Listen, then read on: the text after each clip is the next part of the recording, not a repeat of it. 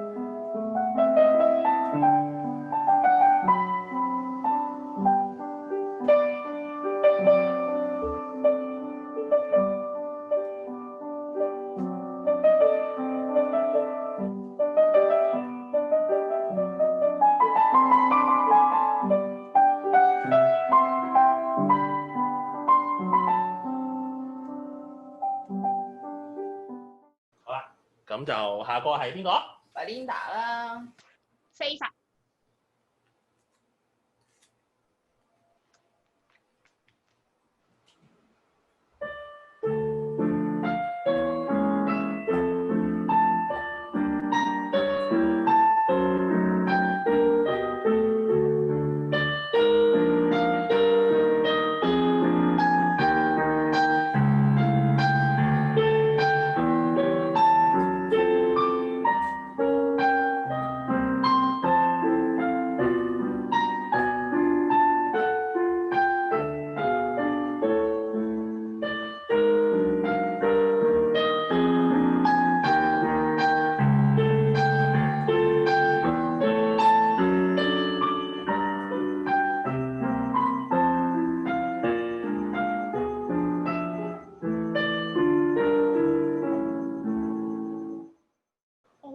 點解你哋 sight reading 可以咁叻嘅？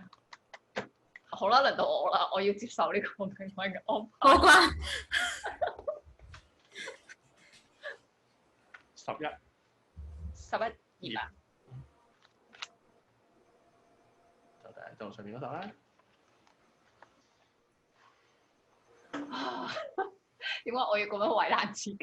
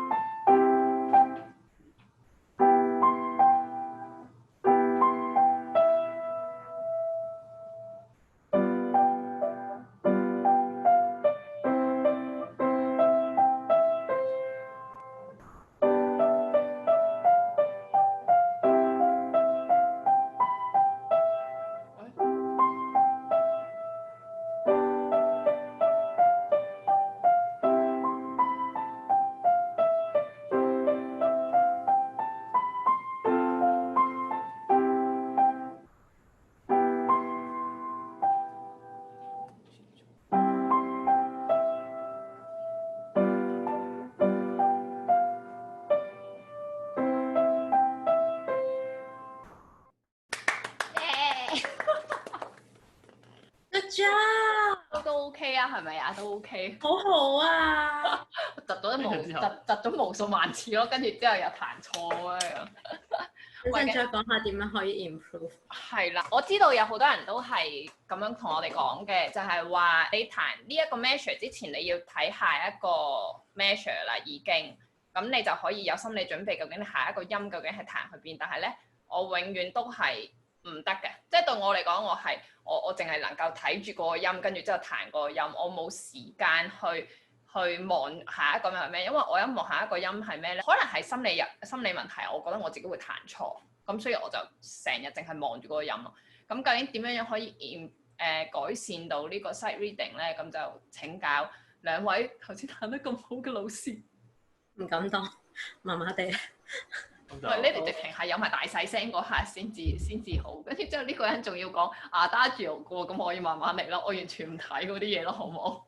係啊，其實頭先 Cassie 佢講咗其中一個 tips 就係，譬如我攞呢一版做 example 咁樣啦。咁譬如咧，你隻手彈緊呢度嘅時候，你眼睛已經係望緊呢度。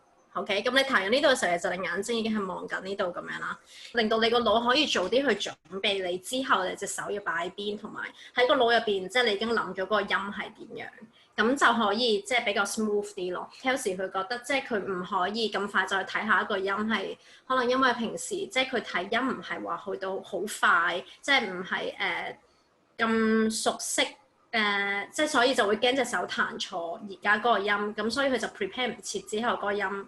係啦，咁就真係太多 information。咁其實有另外一個 tip 就係彈慢啲，因為 sight reading 啦，就算你如果係即係 just for practice 嘅話，譬如佢寫就算係allegretto 都好啦，譬如咁即係都係小快板咁樣。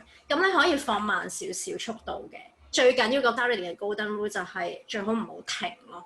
就算你彈錯咗都好，你都要繼續咯。就算你兩隻手都唔可以彈到，你至少 keep 住一隻手繼續先。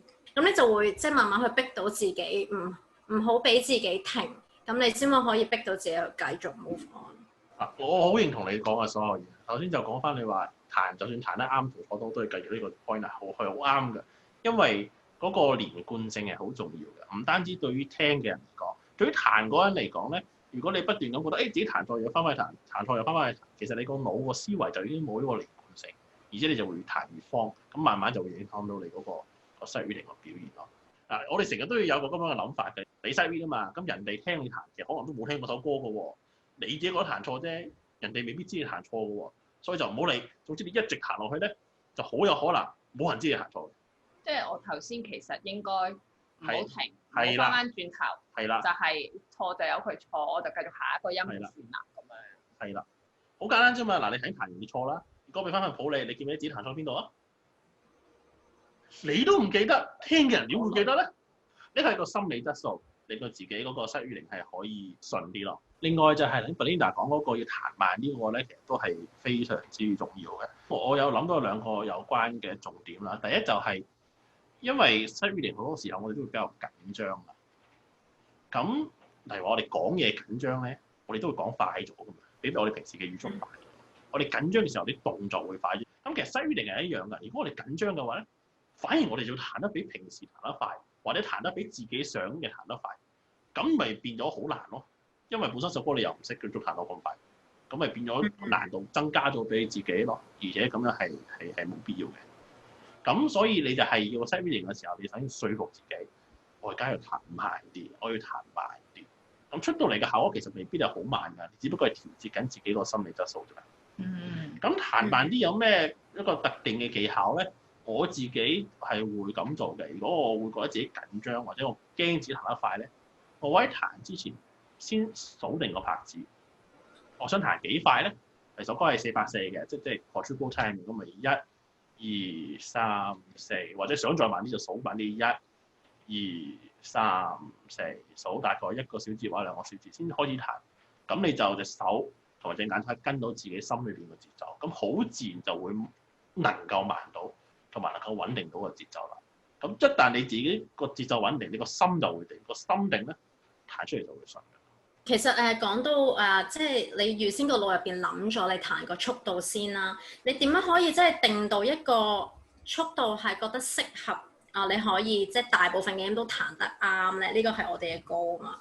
譬如你要彈晒成版咁，假設係呢份譜啦，你就望下佢其實邊一度係比較快啲嘅節奏。咁譬如你睇呢一份譜入邊最快嘅係呢啲 eighth note 啊，咁可能呢度係即係需要比較快啲啦，compare to 即係 quarter note 呢啲嘅時候，咁你就諗究竟你彈呢啲即係快啲嘅音嘅時候，你最快可以彈到咩速度？咁你就由嗰個速度開始去定咯，就唔好由即係一啲慢啲嘅音開始去諗個速度。如果唔係你一到啲快啲嘅音嘅時候，就變咗快過你可以 handle 嘅速度啦。即係 sight reading 嘅時候，你首先要睇晒成份譜先，跟住之後睇下邊個係最快嘅，跟住之後就定咗個速度，咁跟住之後到時就慢慢彈，咁就 OK 啦。咁樣即係你立一立先咯，即係可能你真係冇時間要先去 prepare 嘅，可能你一坐低即刻5秒就要彈咁樣，咁你至少都可以立一立嘅時候，大概 get 到啊，譬如佢最快可能去到 16th note，咁你心裏就有啲準備，即係 quarter note 就唔好咁快啦咁樣。哇！兩位老師講到停唔到口啊！不過今集已經超時啦，所以只好留到下一集再同大家分享更加多改進 sight reading 嘅 tips， 唔好錯過啊！歡迎大家 like 分享我哋嘅 video， 你哋亦都歡迎喺下面留言㗎。多謝收睇 TBK Music Q&A， 我哋下集再見，拜拜。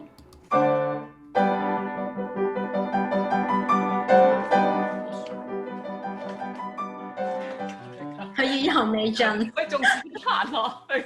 兩版啫嘛。你深呼吸，我補一補